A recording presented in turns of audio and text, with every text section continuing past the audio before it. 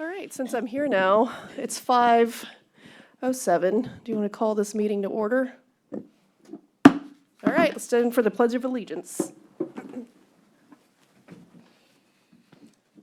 I pledge allegiance to the flag of the United States of America and to the republic for which it stands, one nation, under God, indivisible, with liberty and justice for all. Looks like a heavy docket today. All right. Do we have minutes to approve? I didn't see them either.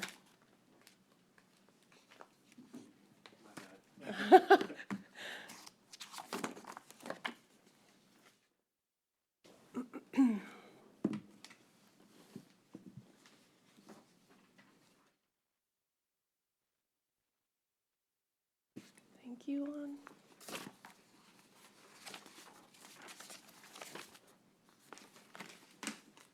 Thank you. You might have to share only.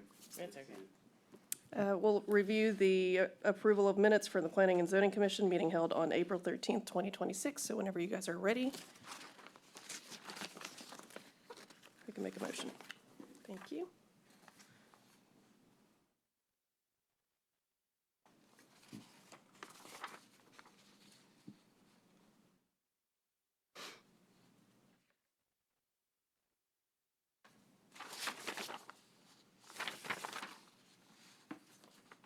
Can I just recommend the approval of minutes? Yep.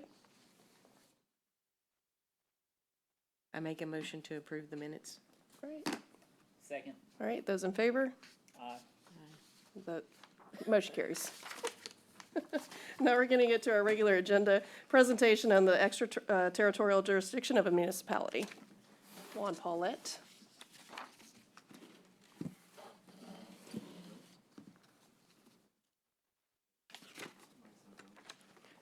Is there a button? Push the button. Did IT set this up?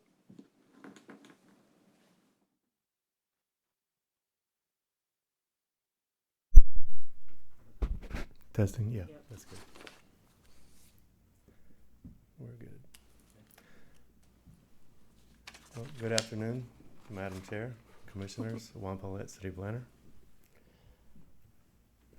So, during the March Planning and Zoning meeting, the Commission requested a future agenda item requesting the extraterritorial jurisdiction, or the ETJ. So tonight's presentation will review the legislative origins of the ETJ, discuss how municipal authority within the ETJ was evolved over time, summarize recent legislative changes affecting annexation and ETJ regulation, and discuss why the ETJ remains important to the city of Nacogdoches.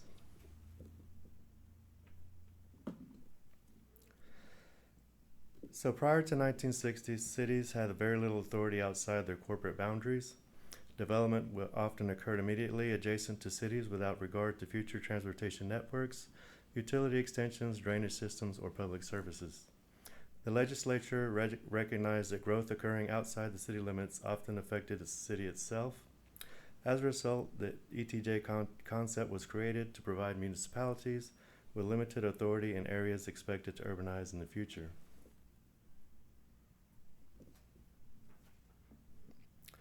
The modern ETJ concept was established through the Texas Municipal Annexation Act of 1963. The legislature reviewed the ETJ as a transition area between urban and rural development. Cities were expected to use their authority within the ETJ to encourage orderly growth and prepare areas for eventual urban development and possible annexation. The ETJ was designed to work hand in hand with annexation. As cities grow, development often occurs just outside the city limits before annexation takes place. That development occurs without any standards. The city may eventually inherit substandard streets, poor drainage systems, inadequate utilities, and disconnected neighborhoods. The ETJ gave cities limited authority to regulate subdivision design and infrastructure standards before annexation occurred. In return, the cities could plan for future growth with future surface extensions with some confidence that development would meet urban standards. Historically, annexation and ETJ authority were part of the same growth management strategy. Recent legislative changes have weakened that relationship by limiting annexation authority and allowing property owners to leave the ETJ.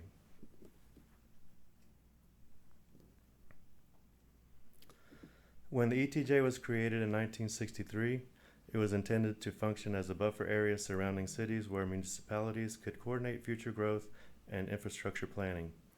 Under the original framework, ETJ boundaries expanded automatically when cities annexed land and generally could not be reduced without city consent. In 2001, the legislature adopted House Bill 1445, which required cities and counties to determine which government entity would regulate subdivision plans in the ETJ. In 2002, the city of Nacogdoches and the Nacogdoches County entered into an interlocal agreement granting the city exclusive authority over subdivision planning in the city's ETJ, while the county retained authority over septic systems.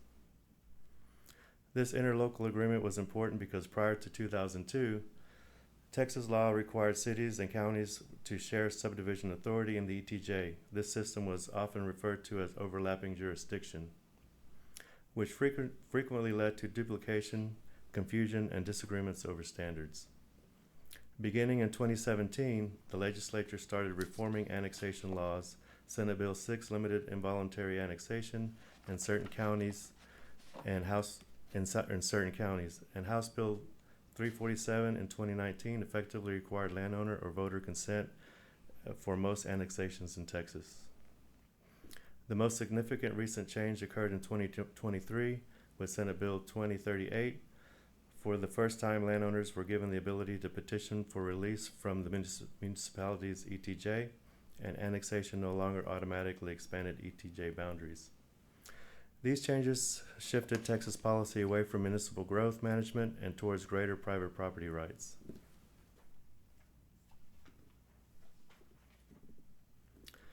Texas law establishes ETJ size based on municipal population. Nacogdoches currently falls within the population category that allows for a 2-mile ETJ. As the city grows, the city may expand subject to state law and presence of neighboring jurisdictions. And this is a picture of the current ETJ, which is the 2-mile ETJ border around the city.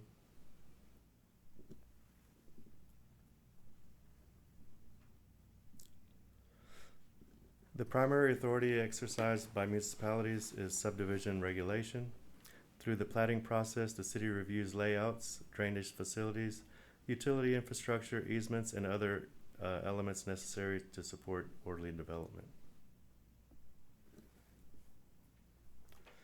The Planning and Zoning Commission's primary role in the ETJ is subdivision review. When reviewing plats, the Commission helps ensure compliance with the subdivision ordinance and evaluates whether the proposed development meets the adopted standards for streets, lots, easements, and utility drainage.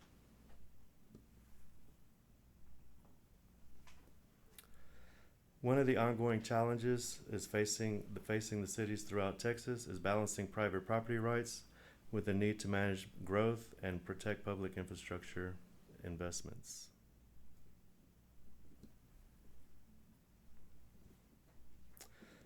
The city of Nacogdoches continues to experience growth both within the city limits and in areas surrounding the city. The ETJ remains an important planning tool and allows the city to coordinate development, review subdivision layouts, and plan for both future infrastructure needs and areas likely to influence communities' long-term growth.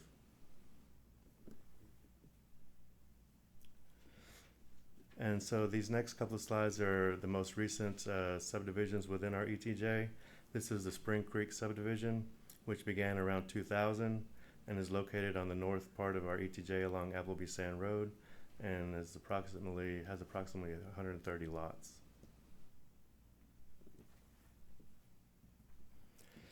And most of y'all recognize this one.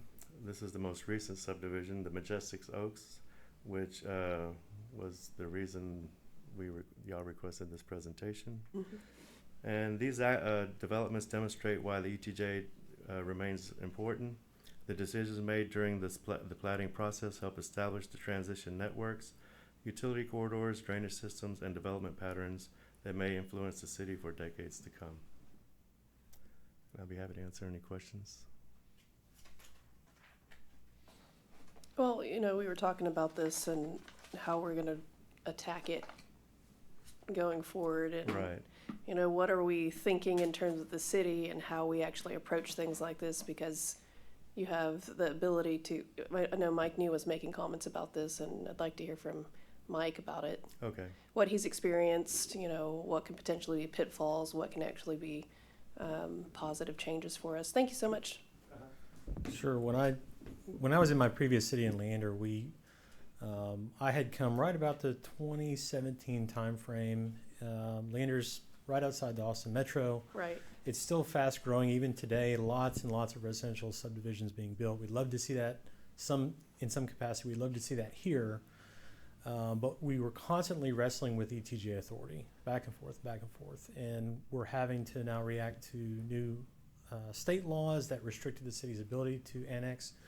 What the city had done at that time, and it's relevant here for a couple of reasons. What the city had done at that time was establish development plans, meaning with the property owners within the ETJ boundaries, the city sent out letters and said, if you'll engage us on basically an agreement or a contract that says you will not develop, and if you do develop, that you will seek voluntary annexation into the city, then the city will not seek to proactively annex you. What that did is it established some type of medium for the city to have and maintain its authority. A lot of that control is gone now. And even to the point where our real leverage in terms of extraterritorial jurisdiction and annexation, those two things go hand in hand, is our utilities, how we manage our water, how we manage our sewer, and how we utilize those types of infrastructure to support how we engage property owners that are outside of our boundaries. In terms of managing subdivisions and authority and infrastructure, Majestic Oaks was one case that, again, new to us and gave us an opportunity to really dig into our subdivision code and look at what authority we have, how we engage the county. Very different level of engagement with the city here in Nacogdoches County in terms of what the county's willing to engage proactively and how active it is in some of this development in these various pockets around our city versus some of your fast growth areas of Texas where counties are a lot more engaged and a lot more involved. So what does that mean for us? We do have subdivision plat authority, but we were hesitant to identify things like surety and performance bonding capacity, where the city would take on that bonding capacity or that responsibility if a developer falls short. If infrastructure doesn't follow through, then the city would have to then engage and complete that job. I mean, that's what those bonds are for. Probably something we need to look at and ensure that when we do request those surety and performance bonds from contractors that are outside of our boundaries, knowing that ultimately once that develops, unless we annex or unless voluntary annexation is sought, we have no authority and we have no real value from a lot of that development. That may be something we look at in our subdivision code, really spelling out what that surety bond, what that performance bond looks like, how we value that, and then what we require these contractors, these developers to do within our authority. We can't assume any more authority than what we already have in our subdivision capability. The state sort of drives that. But we do have what I would consider strong leverage with how we serve our utilities. We typically don't engage and provide for sewer for outside city properties. We do provide water for outside city properties, and we have rates specific to that. Spring Creek is one of those that we provide water to outside of our boundaries. But there's always going to be exceptions in different cases and what we think is an attractive development or what we think might benefit our community. And certainly residential development is one of those we have to have conversations about. But this one's probably tricky in that we do need to take a harder look at our subdivision code in particular. And I would say really nail down the bonding aspects, how we ensure that bonding capacity, whether we take that responsibility on. I think we should, only to make it clear to those that want to develop. What we don't want to do is cross fingers with Nacogdoches County and say, you're responsible for this and you're responsible for this. We do have an interlocal agreement that at least spells out the city does have plating authority, but in terms of actually getting a project developed, getting it inspected, following through the process from start to finish, not a lot of details there. I think those are some things we can iron out with the county and really improve this. You know, recently I was reading a story about SpaceX, or is it Tesla? One of Elon Musk's company in Uh-huh. Austin. Sure. And it was a ETJ issue and a petition basically that allowed the private landowners through this House bill that came through because of the laws to basically go through this whole process. And so if we talk about just residential, we're also talking about commercial spots, correct? In this area within the ETJ that potentially could yes. come. Mhm. So in dealing with that, because we do know what is within kind of our jurisdiction with subdivisions and digging into that, how does that look like for commercial real estate for us? What are the problems or snafus that we could encounter? That's where our infrastructure, demands on our infrastructure come into play. Whether it's water, potentially if there's an interest in say even an industrial type development wanting to utilize the city sewer system in a capacity, but still try and remain outside of the boundaries. I think Right. that would be difficult for a city to justify. Right, We have had some interest from solar farms. We've had interest from battery energy storage systems. We've kind of covered that in previous ordinance amendments and what those demands could be on our system, what the hazards potentially could be. Why we want to define those within our boundaries first and let that sort of dictate how we interact outside of our boundaries. So really it's the utility demands that become something that biggest we issues. have to discuss and review. Right now within our ETJ, that's as far as our future land use map is concerned and how we would engage from an infrastructure perspective, we call that rural, single family rural, is all around our ETJ boundaries. So the type of water that would serve single family rural would not be at a level that I think would appeal to a lot of the heavy commercial or Right. industrial. and so with the water rates that are different for those territorial, jurisdictions, how are the rates determined? We did go through a rate study a couple of years ago. We kind of do, there's a little bit of a peer service provider analysis that we do, but a lot of it's built on what our projections are for capital improvement. So we bake in level of service, our operating costs. We also bake in our capital cost over a period of 15, 20, 30 years. We formalize that and determine what that user rate is, and then comparable to that, what our outside rates are. What I'll let you guys know, and I went through this in Leander in my past, we did have a municipal utility district, basically an outside subdivision, challenge our outside city rates at that time. So we had to go through a review process with the Public Utility Commission of Texas and a lot of back and forth about how the city justified its rates. So that one's a little bit more scrutinized across the board. Sewer's the same, sanitation's the same. We do utilize third parties and try to essentially cover costs with our rates. We're not making mad profits here. Yeah, What we are doing is planning for the future, and we utilize outside rates to help do that.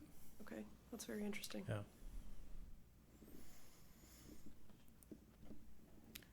Juan did a really good, concise presentation, but there's a lot packed into extraterritorial jurisdiction. That's And asking. one of the reasons we wanted to bring this to you now, one, to respond to your request for information, but two, this is an area we think may be ripe for a lot of interest in development. As the campus grows, there's going to be an interest to develop in areas where there's a lower tax burden. ETJ is certainly one of those areas in Nacogdoches County, and still try and negotiate some connection to infrastructure. So we do suspect there will be a lot more interest in maybe residential, but also commercial and industrial development around the border. Absolutely. So, to date, is the city engaged with the county at all about kind of projecting 5-10 years out? Not in the way that we do our infrastructure and capital planning. I think that's something we can probably work on long-term with the county because of what I just said. We're expecting there to be interest in growth. We know that there's interest. I think as a community, we've heard about the solar farm development. We've heard about energy storage systems. We're going to hear about data centers. Our city to the south has heard about that and are dealing with that in their ETJ. That doesn't mean we wouldn't. We certainly could. And how we address that, I think, is absolutely a conversation in cooperation with the county. Remind us where the Majestic Oaks subdivision is again? Do you remember what? Central Heights, that's right. That's right. Because the perimeter's 2 miles from, yeah.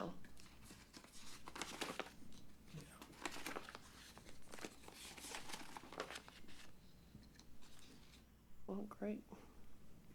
One of the things that it's kind of hard to cover because it is linked to de-annexation. The legislation did, just in the last 3 years, provide for options for homeowners, residents, property owners to de-annex from the city's ETJ. Now, and again, Jerry can correct me if I'm wrong, a lot of that comes from the city's inability to serve in some cases, or property owners' request. There's a little bit of a protest and petition process that they have to follow. We haven't seen that here. But if we were to annex, say, to the north or to the west or to the east, some of those things could certainly come up. So that probably wouldn't be a surprise, but you're going to see more of that in a lot of the fast growth communities. Yeah, it's And we happening a might lot be in one of Central those Texas. in the next 5 years. Yeah. After the flood, actually, there's a lot of griping about the de-annexed areas not receiving enough infrastructure support. If the city were seeking annexation, were to annex any properties in the ETJ, just a reminder, the base level zoning category of the district would be agriculture. So if we were to annex and the property owner were not initially wanting to pursue a zone change, the base level zoning district would be agriculture. It also drives some of our expectations about infrastructure demand, so it gives the city another opportunity to try and dictate some of those growth areas. Okay. So if someone were to annex, they couldn't automatically just take ownership of city infrastructure and get whatever they want. It has to be dictated by how we zone as well. And so there is a population-based ETJ right here, this chart. And essentially, if we grew to 50 to 100,000 people, we'd have 3.5 miles of jurisdiction, basically. Yes. And oh gosh, So, it'd take us past the lake, or close to the lake, I believe. my question then would be, and this is just from trying to grapple with it. So what happens when, let's say you grow, you hit the 50,000, you push out even more? What happens with unincorporated communities within the ETJ, like Central Heights or things like that? Are those considered unincorporated? I think they are. They're probably general. They're not incorporated for sure. They're smaller than general law. Yeah. So, is that they kind of just exist in a bubble around the ETJ? Oh, man, that is a hard one to say. I gotta give you that. Jerry was saying something about it being difficult earlier, and I was like, "What?" And now I gotta say it out loud, and here I am. that's a big apple, right? If our ETJ authority grows by that much, I Right. think we need to make start making some other plans in cooperation with the county, because that greatly improves the area of our authority that we would be wrestling with. Yeah. In terms of new development. It's sort of manageable now, but I think the level of engagement we need from the county in a lot of different areas related to this will help. Again, anything strategic in our partnership with the county and development is going to help. Yeah. So, and then just so I understand, if a company comes in, they find 100 acres out there they want to create an industrial park, for them to get access to our stuff, they're going to have to request the annex. It'll go through that process. It'll start out as ag, and then it's got to come before us for planning, and then it goes to council. It's like you have quite a long ways away to get from. There'd be a lot of steps, and annexation still has to be contiguous. There may be avenues to that approach along the corridors that go toward Lake Nacogdoches or toward our airport, where we have city property along the rights of way where some annexation is feasible, even if it's not right up against our city limits for the most part. But again, it's all dependent on what our expectations are for that infrastructure demand. We value that above really everything else, because it's one thing we can control and want to manage carefully because of the costs. Got it. Yeah. That's a good question. I'm out of questions. Okay. But Do yeah, you have any other? ETJ is certainly applicable to the authority of this Planning and Zoning Commission. I think as much as the City Council, this is certainly one that can be more important for this commission going forward. What would you recommend that we do to educate ourselves more? Just read about the Senate bills, House bills, look and study Well, and we're not sure from year to year what the legislation Right. is really going to do. We do know they're targeting cities more so by the year. I don't know whether the ETJ is still going to be a hot button issue. They've kind of settled that with giving property owners the ability to de-annex if they feel services aren't applicable, and giving them a process to do that. I think maybe the legislation will kind of simmer a little bit on that one. Other areas where targets are applicable to Planning and Zoning Commission is zoning. Municipal Zoning Authority is still, I would say, at the forefront of how the legislation is trying to approach affordable housing and some other things. We'll touch on that here in a minute. But certainly we can, as a staff, continue to update the commission and commissioners about progress. Or I think one of the next things we'll work on is establishing the council's legislative priorities prior to the next session. So we can keep the commission up to date on those things. Great, thank you. Okay. No other questions. We will move on to item number 5, which is zoning ordinance subcommittee report. Good evening, commissioners. Mike New, Executive Director of Development and Infrastructure. This one's important. I know we have very light agenda. We could easily not call the commission, but this one was important to get a little bit ahead of, and just in a public setting be able to update commissioners on an important action that the city is going to be moving forward with over the summer, hopefully by September 1st come to a conclusion. So the zoning ordinance subcommittee has met on 3 different occasions, end of March, early May, and then just a couple of weeks ago. Again, that commission is made up. We have 2 of our P&Z members that are participants in that subcommittee, but we also have 2 council members and 2 zoning board of adjustment members. In addition to our city attorney, this planning group here and our building official has joined us for this particular topic. What did we meet on? We met on HUD code manufactured housing. You mentioned legislation, how important that is, and the impact it can have on cities. The legislature, through Senate Bill 785, essentially dictated that cities must provide for a residential district to allow or a compatible zoning to allow for HUD code, specifically HUD code manufactured housing. That is different from mobile homes. That's different from modular homes. I won't get into the gritty details about those differences, but the legislation was specific enough in that it found satisfaction that HUD code applicability mattered in this case, and I'll just touch on that a little bit. So what was the subcommittee basically tasked to do? Well, we basically had to identify where does HUD code manufactured housing fit within the residential districts of our community, whether it's in an existing district, whether it should be considered in a new district, and how do we weigh that? How do we even decide or recommend on how we approach something like that? So the subcommittee basically had 3 items for discussion: evaluating existing districts and compatibility, and even the possibility of new districts. Consider supplemental regulations that apply specifically to the construction and installation of manufactured housing, and then mitigate any conflicts. So if there is an approach that the subcommittee recommended, ensuring that there isn't conflict with other regulations. A lot of that, oh, it's broken. So essentially I covered this, but the state saw that and continues to see a growing demand for housing across the state, and is looking for a measure, and through SB 785 applying a state measure to municipalities around the state to basically introduce more affordable housing. A lot of younger cities do provide for some version of HUD code manufactured housing within existing districts. The city of Nacogdoches, since I believe 2004, does not. Prior to 2004, the city did have specific use permits that allowed manufactured housing on single lots under, I think, an overlay district. We're having trouble locating some of those maps, but there was about 70 or so properties that had obtained specific use permit approval for manufactured housing specifically. And the city continues to provide for manufactured home parks within certain R4 and B2 districts as well. And that is not on the table to change, no recommendations to change that, nor are we obligated to, unless we were to consider R4 as a specific district, but I'll kind of speak to that in a second. So what are the sections of our code?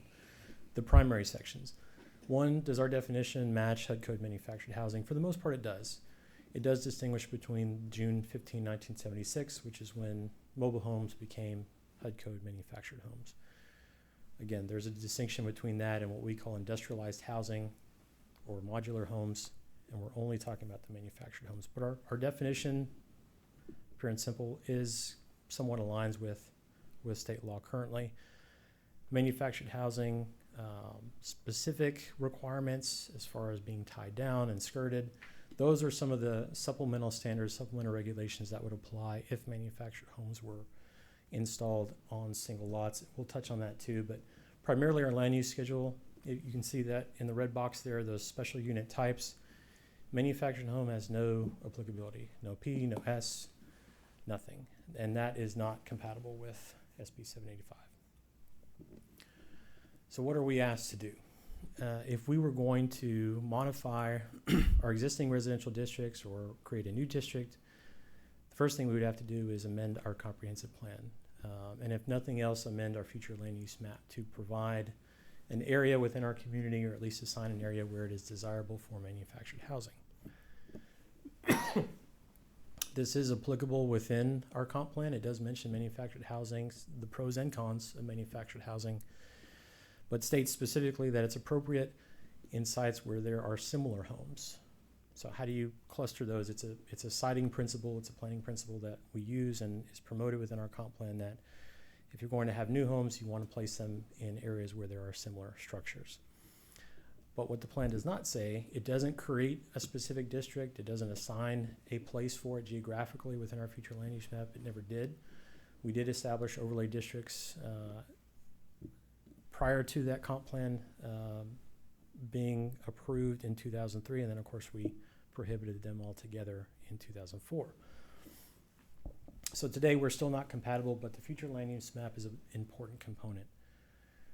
So we'll kind of go through our thought process, and Commissioners Arand and Zemanek can certainly chime in here. So, all right, let's start with what we have. Is it applicable within an existing residential district? We wanted to rule out probably both ends of our spectrum. One end being the large lot, single family, R1. It does not have existing manufactured homes. There may be some here and there, but for the most part, it was not the residential district with the largest concentration of manufactured housing within our city limits. It's also one where I believe the commission, the council have said we really want to target our stick-built single-family homes and allow R1 to be that district for those types of units. R2, maybe a little bit closer. Smaller lot, it certainly lends itself as a smaller minimum lot area to more affordable housing, more affordable homes to be built with a smaller profile. It buffers R1. That is probably a negative to the principle of siting near similar homes.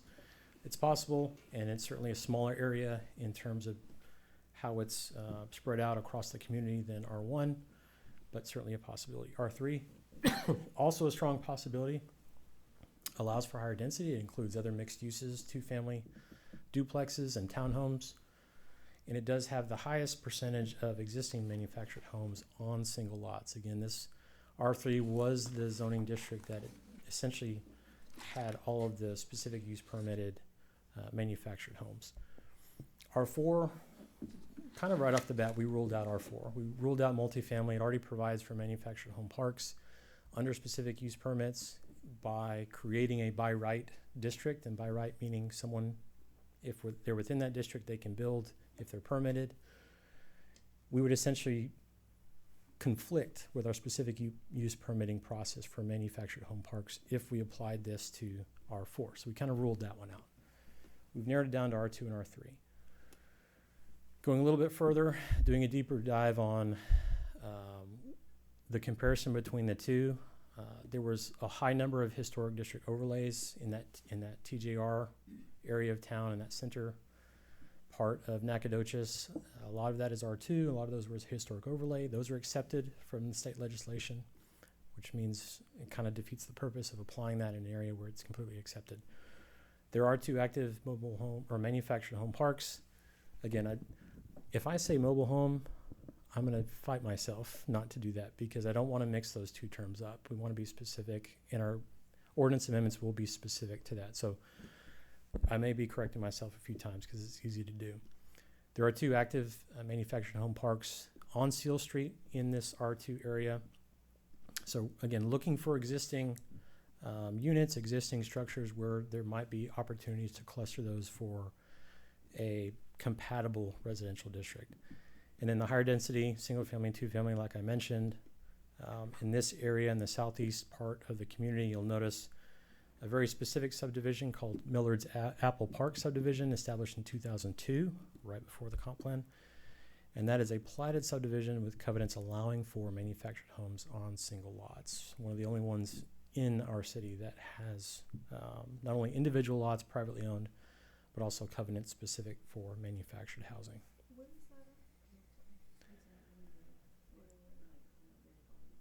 Okay.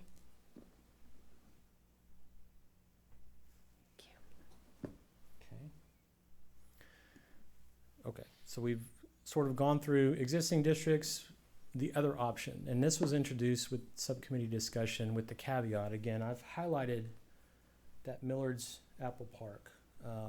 It wasn't on our radar initially. As we presented this as a staff to the subcommittee, we really weren't aware of a good platted area where we could just put our finger on the map and say, this is where this new residential district can be applied. So we reduced our scope and settled on, well, let's fall within an existing residential district. That will be a smoother process to add land uses. A lot of impact potentially, but a smoother process. Okay, so we've identified Millard's Apple Park. We said, okay, what does that mean if we establish a new zoning district? Potentially that could be a candidate for a new district that checks the box of applying a new residential district to a geographic area specifically. The compatibility factor. Are we being arbitrary in doing so? No, we feel like this particular area, if we were creating the district, already has caveats that support manufactured housing. As whether or not it's prevalent within that subdivision today, probably not as important. What it does establish is that if a new district were created in any area, it would remove that non-conforming status. Remember, if there are manufactured homes, they will have that legal non-conforming label on them. It does create some restrictions if a homeowner wanted to replace or make any changes to their property. If for some reason that a lot were vacant beyond 180 days and they had a manufactured home removed, they would not be able to replace that after a period of time due to our non-conforming regulation. Establishing this would allow it by right, and again, someone could replace and improve upon their property under these terms. So positive and negative there. Compatibility with other areas of the community, that's always a challenge. It was something the comp plan was careful to sort of weigh on both sides. Infrastructure and service capacity, not as much a concern here because we don't necessarily see manufactured housing as a dense type of residential development. So the strain on infrastructure, not as worrisome as you would think maybe a lot of apartment complexes. We do have a lot of undeveloped or underdeveloped R4 within our community. If we had dozens of apartment developers, like many in the Austin metro area do, we would be a little bit concerned about the density having a strain on our infrastructure and how we oversize that and accommodate going forward. This is not really that concern. Floodplain and hazard siting, we did want to be sensitive to identifying if we were looking at new districts or identifying additional uses, we weren't going to target floodplain areas. There's a lot of floodplain or floodplain adjacent areas within the community, so it's difficult to do in some cases, particularly in our older parts of the South Nacogdoches area. So we wanted to be careful not to target places that become floodplain hazards. That defeats, again, it's going to defeat the purpose of legislation, not exactly in the spirit. And then long-term goals. I do have some good news. As a side note, we did get an award letter from the General Land Office in Texas. We applied for a grant to develop a new comprehensive plan. They said they will send us some contract documents and we can start that process. So what we started 2 or 3 years ago, we'll try and either pick that back up or restart and get a full comprehensive plan developed. We're speaking some of the language of what you would see in comprehensive plan development.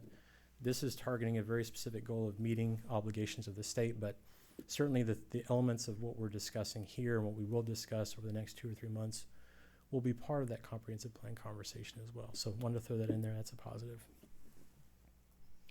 So if it's a new district, we're looking at our future land use plan first. Think of it, in getting this change to where it needs to go, we have to take 3 actions, okay? We have to make a comprehensive plan amendment, meaning we have to update our language to accommodate that. Typically, that's through our future land use map. We find a place for it on the map. We identify the district, we change our zoning ordinance, and we amend our zoning ordinance to account for that new district, if it's a new district. In this case, what we presented to council last week was R3M. It's a good fit there between R3 and R4. We create that district, that's step 2, and then step 3, we have to apply that new district, or we rezone an area of the community into that new district. I'll touch on that in a minute. So this is our future land use map. The green is rural, the yellow is single family. As it gets denser and denser, you see commercial and industrial further into that core center of town. What we might do is identify something like a single family mixed use as a component of R3. You don't see R3 or R2 or R1 distinguished here. We're not trying to get that specific, but we do want to distinguish between and we do distinguish here between rural and single family in city. We maybe want to go a little bit further and look at, and we've got multifamily identified, and look at somewhere in between. Where is that identified? Our considerations, this was presented to the subcommittee as options. You'll notice the difference in detail. This is a crude version for discussion purposes, so we'll define this a little bit better, and I'll show you some other areas. Our consideration in particular, we think we've settled that R3 is an appropriate existing district to look within and identify future land use areas. The future land use map that you see here, it's what you might find when you look on our interactive map. Those circles are those concentration areas. I'll dig into those details in a minute, but Millard's Apple Park is the one in the far south east. Looks like it's outside the city, but it's actually a little pocket of subdivision in the city. For our zone change consideration, that subdivision is a target. So in detail, this is off of Old Tyler Road. And Juan, you're gonna have to help me with some of these streets, but Elizabeth Street, you've got a lot of small lot, single family in here. You'll notice these orange hashes represent specific use permits for manufactured housing. So you see here's a high concentration in the upper left with that red box and the stars. That's an existing manufactured home park within that area. You don't see a lot of connectivity. I know Commissioner Zemeck, you'd mentioned concentrating it in areas that are closer to employment, potentially closer to resources. This falls a little bit outside of that, but it does certainly meet that similar unit criteria. Here is an area in the southwest portion of town. You see that concentration there with the manufactured home park on both, a little bit approximate on Seal Street, those two. There's a little bit one further west, I believe, that's not highlighted there, but you've got the manufactured home park, and then 4 to 6 existing manufactured homes. Some vacant lots. We didn't highlight the vacant lots. We didn't highlight some of the homes that seek improvement. Each year we are identifying more and more through code enforcement homes that are candidates for either demolition or for major renovation, and through our Building Standards Commission we work through that process with property owners to potentially get those homes and those properties up to code and keep them from being a hazard, literally life hazard in terms of stability within the community. If there were an option such as manufactured housing applicable to an area where we see much of that, that could be another opportunity to redevelop or infill some of those areas. In the southeast, this is, you can kind of see Main Street there, Main Street, MLK, University, Shawnee, an older area. A lot of it is R3, and this is the highest, absolutely the highest concentration we've seen of those manufactured home, specific use permitted areas, and then just like the other southwest area, older housing stock, smaller homes, smaller footprints. Even the stick-built single-family homes they can range anywhere from 900 to 1,200 square feet per home.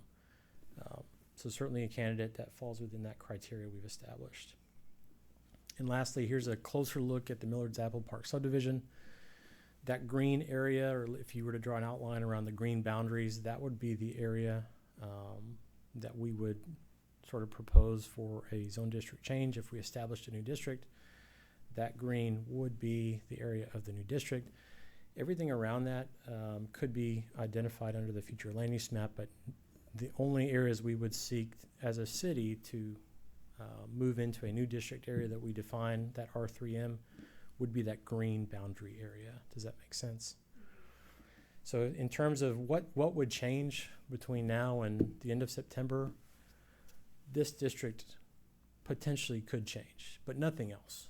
If it were identified in the future land use map, all that means is that planning and zoning and the council would have criteria to consider. If property owners within those areas that were identified were to seek a zone change, it would be an opportunity for both the commission and council to weigh that with other criteria in the zoning ordinance. But it does not change those properties. Lastly, the supplementary standards. We talked about, with the council in our workshop, we kind of talked about the impacts to property values, the sustainability of HUD code manufactured homes. Do they last as long as stick-built homes? How can we ensure that we at least can maintain these HUD code manufactured homes longer in terms of permanence within our community? So yes, they're more affordable, but we don't want to encourage properties in residential units that just don't last. How do we do that? How do we ensure that? This supplementary regulation, I've kind of provided a draft. Again, this is draft form, but potentially redlining our two bullets that we showed you earlier. One, very specifically saying, how is it secured to the ground? How is it secured, and how do we make it physically permanent on a piece of property?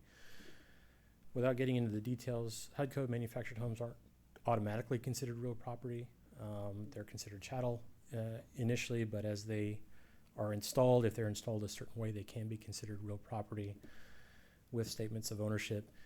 This provides standards applicable to a guide that HUD had included in its 2024 updates, which mirrors, in a lot of ways, it mirrors our code changes, our building code changes in 2024 that we approved last summer. We've updated all of our standards. It includes an annex specifically for HUD code manufactured homes. We feel like we're mirroring that with some of HUD's requirements. 2 doesn't change, except that we specify in every instance that we can HUD code manufactured. And then item 3 is an interesting one. It's this one we have a little bit more gray and not as much direction on. Some cities have taken the opportunity to provide an age limit for HUD code manufactured homes, meaning that if it's HUD code manufactured, it can be from 1977 and installed if there are no restrictions. What cities have said is, well, there's building codes, there's all kinds of changes, even with HUD, that make this not really realistic for cities and how cities want to develop and apply these types of units. This 2-year minimum age requirement is, and will probably be proposed by staff when Planning and Zoning Commission sees this again. We feel like it falls in line with our recent code changes. Not many cities have updated to 2024 building codes like we have. So we feel like we can justify that age limit and provide for a newer housing stock when these homes do get installed. When they're tied down, when they're applied to a permanent foundation, you really reduce the likelihood of them being moved again each time that happens. So we want to provide that within our code and ensure that we're maintaining that permanence or semi-permanence with HUD code manufactured homes. So what was our overall guidance from the council? Council did allow us to move forward. We will be moving forward this month with neighborhood and community meetings. We're working on postcards this week. We'll be issuing postcards to Millard's Apple Park subdivision to get their input on the proposed request under a new district. We'll also be holding a community meeting at our rec center, date to be determined. Or I think we've got one. No, I don't want to promote it yet. Date to be determined. We'll put it on the postcards.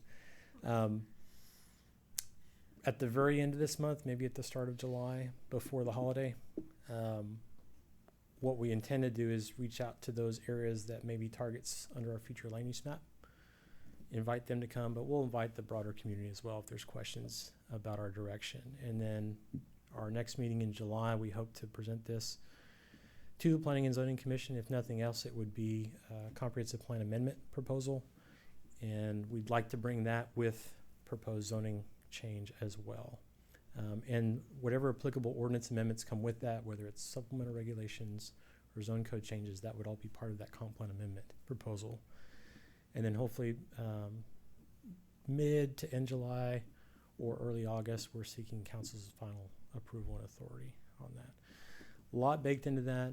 I know we've spoken individually with commissioners about the topic, kind of warming you up to the idea, trying not to look like we're going, 0 to 60 here, but still trying to meet an obligation in doing so.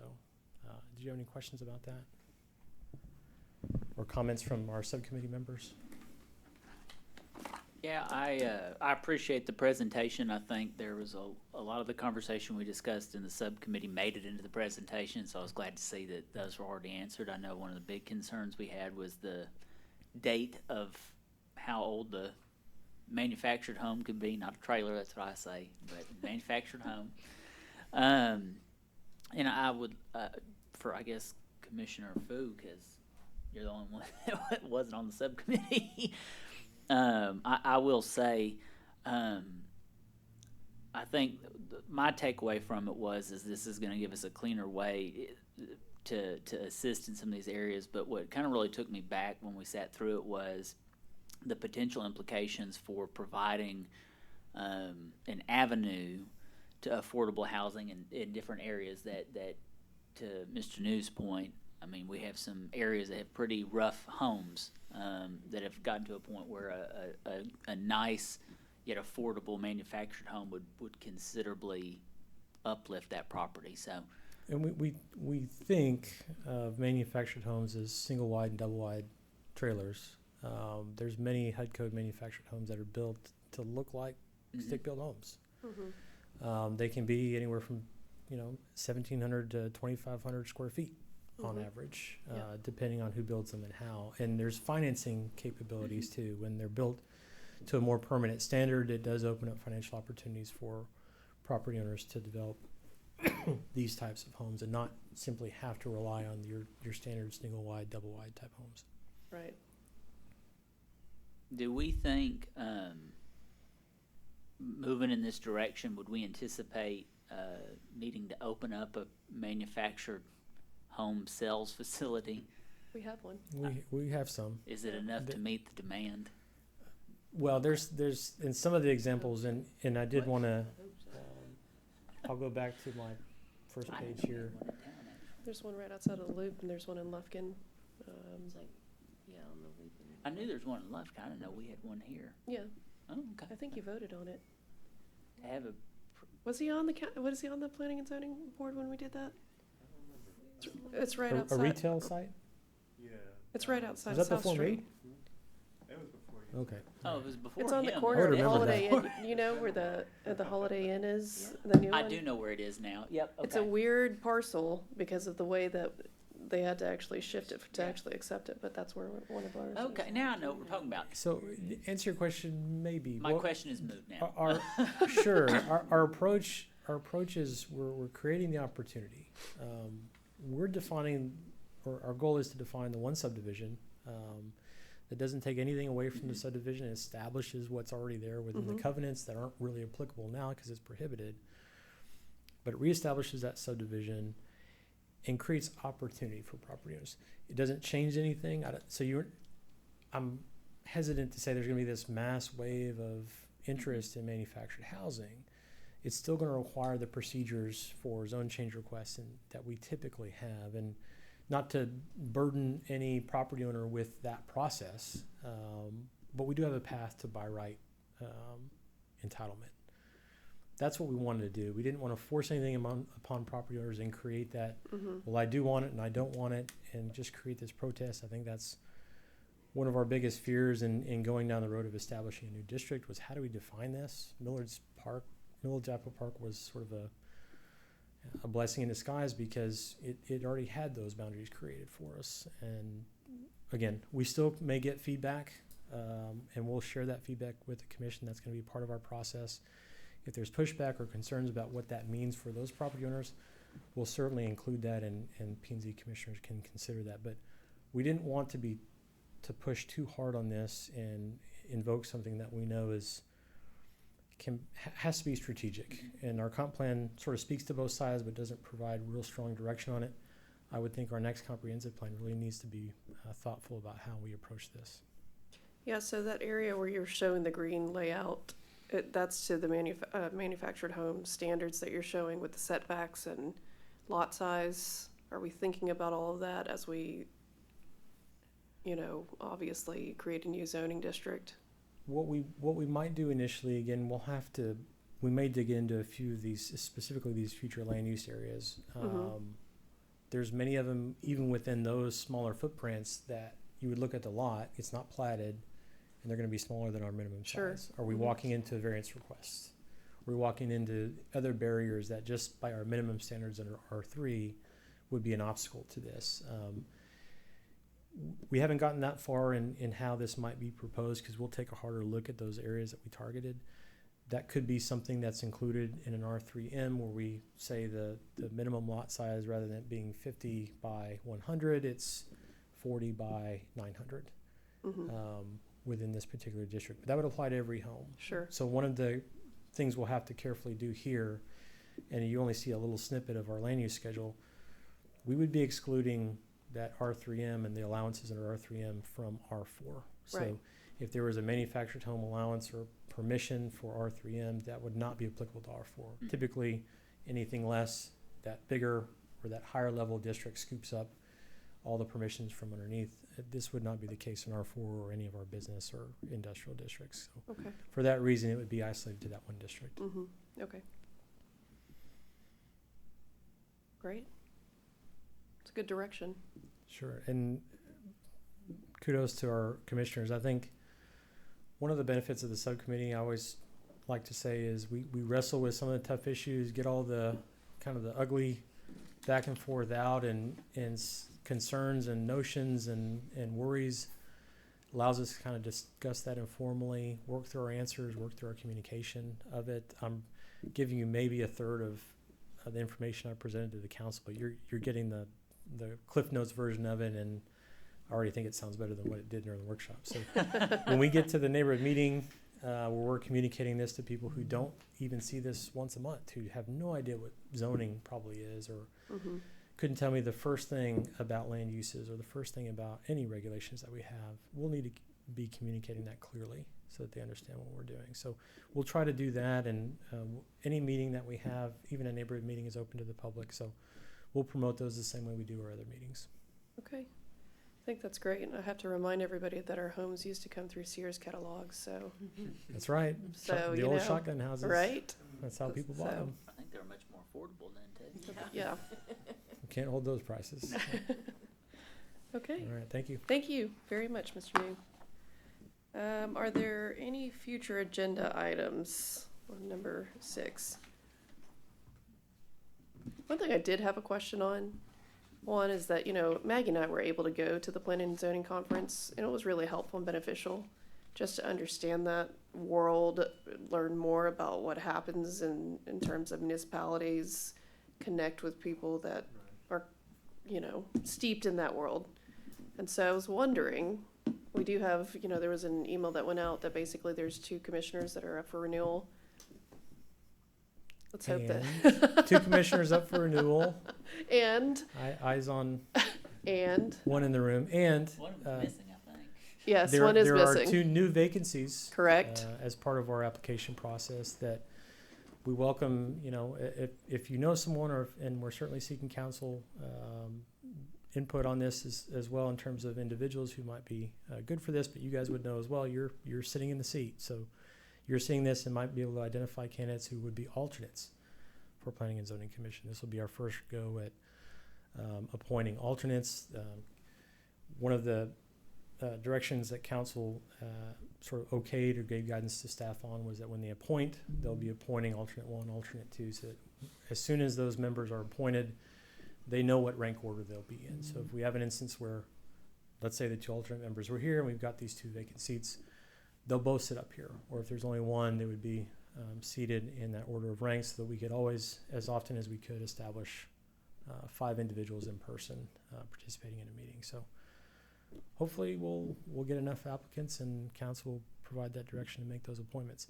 When's the deadline, Mike? June 15 June to apply. That's right. June 15 to apply. June 15th Commissioners.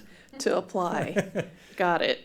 I believe the target for, and correct me if I'm wrong, Jerry, I believe the target for appointment is probably mid to late July. So we're going to get through that July meeting, the manufactured housing item on the July meeting, whatever other business we have prior to swearing in those alternate members. So there is no escaping that. No. That's what I'm hearing. Yeah, exactly. And if you're seated, you can't just just walk escape. away Right. until you're replaced or until you're It's not renewed. replaced. Yeah. There's the key. That is Out of the loophole. correct. Until you They choose renew. not to replace me. I just stay in Or perpetuity. you can Mhm. choose to renew. Those are always options. But Yeah. but at the conference, would you guys are you interested at all in learning more? Well, I don't know when it would be, but it is like a massive conference. Normally it's in October, Yeah. November, Mm-hmm. towards the end of the year. I think anytime you can go to a professional conference and network, it's always a good And opportunity. this year it's gonna be in Amarillo. Oh, what an exotic locale. I think they're doing a field trip to Cadillac Ranch over there. I don't know. Different zoning No, the process. conferences are very good. They're really you went good. to the one last year. Yep. And they have similar topics that are discussed at Texas Municipal League. That's an option. Typically our council members participate in that and some of our staff. But we try to get, and maybe Julio might be a candidate this year. We try to get our staff engaged in that APA conference too. It's just, there's so much to discuss, particularly in Texas when Yeah. it comes to planning and municipal authority, that those conferences are good for exposure. We can always share information that we pull from there or even from Texas APA. It's a good network Yeah, it's a of good planners source. that has a lot of background material on all the topics we've discussed. I mean, there's a whole book, and we can share it with you on ETJ that goes into detail, particularly with annexation. Yeah, So, that would be awesome. a lot of good topics. Anyways, just up for future items to discuss. Is this our new friend? Yes, who Yes, is this? Julio Aguilar. He's our Hi. new planning coordinator. Come on up. We're Hello, gonna talk. Julio. We're gonna put you on record. Yes, typically you have to give us your name and address, but I'm My name is Julio Aguilar. I'm the new planning and zoning coordinator. Nice to meet you. Nice to meet you. What was that? Where'd you come from? Born and raised Lufkin. Came from the recreation center. So Nice. yeah. Welcome Great. to I've it. been with the city 4 years in November. Wonderful. So I hope Juan and Mike aren't too hard on you. I know. they have been. Your shot. It's more. And don't do anything bad because Jerry will go after you. All right, cool.